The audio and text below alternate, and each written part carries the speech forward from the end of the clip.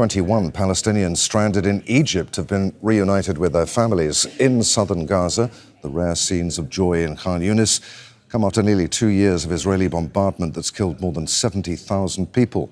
The group entered Gaza through the Rafah crossing in the south, which Israel had shut. Its reopening was a crucial part of the ceasefire deal, but so far, only a small number of people have been allowed to enter. Well, the Israeli forces attacked this multiple-story building for Abu Hatab's family, and they received a warning to evacuate before this house was attacked. There were no injuries or killings reported, but also the Israeli forces targeted an empty land in Sheikh Ajlin area in the western part of the Gaza city. Also, no injuries were reported, but also the demolishing continues beyond the yellow line, where there are a couple of explosions heard since the early hours of the morning. So despite the fact that it's ceasefire, but the Israeli forces continue to attack different areas across the Gaza Strip, which is actually traumatizing Palestinians, especially the sound of explosion, despite the fact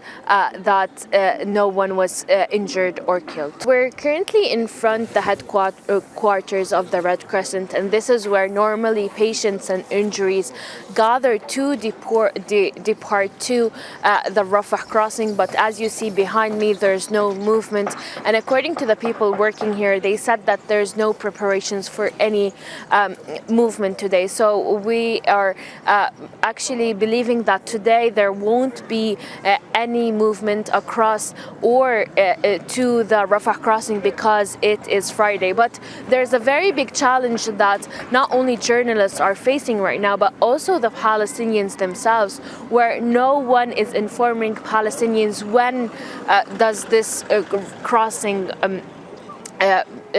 opens, when does it close, what is the process.